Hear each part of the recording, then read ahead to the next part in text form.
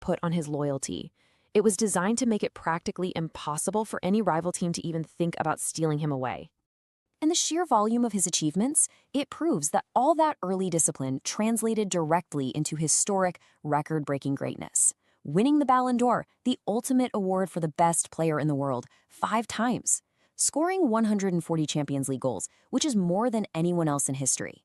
Netting a jaw-dropping 971 senior career goals.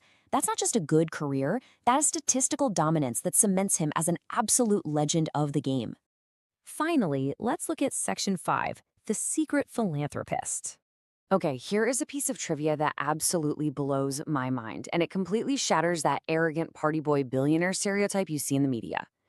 Most athletes of his caliber, they're covered in ink, and you always see them popping champagne. Ronaldo does neither. Literally never. But why? It all comes back to how his past pain directly drives his current empathy. He has absolutely 0 tattoos because getting inked requires a precautionary waiting period of 6 to 12 months before you can donate blood. He was actually inspired by a former teammate whose son needed regular blood and bone marrow transfusions, so Ronaldo wants to be ready to donate at a moment's notice.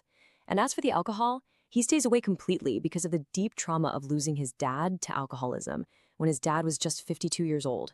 He utterly refuses to go down that same dark path. His staggering generosity is just undeniable. Back in 2011, he won the super prestigious European Golden Boot. Now, instead of just putting it in a fancy trophy cabinet to gather dust, you know what he did? He auctioned it off. It raised an incredible $1.2 million, and he used every single penny of that to build schools for kids in Gaza.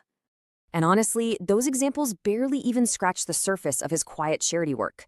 We're talking about flying out to Indonesia to fund the education and rebuild the home of a 7-year-old tsunami survivor, or paying out of pocket for experimental cancer treatments and brain surgeries for young, helpless fans.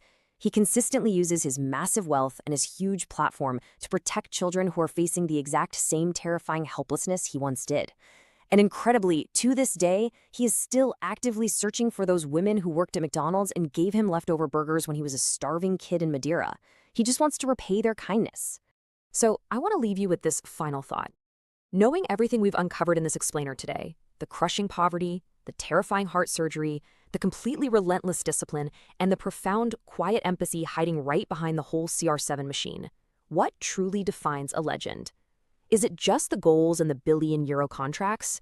Or is it what you actually do for others when you finally reach the very top? I really hope this deep dive into his life has given you a totally new perspective. Thanks so much for joining me, and as always, keep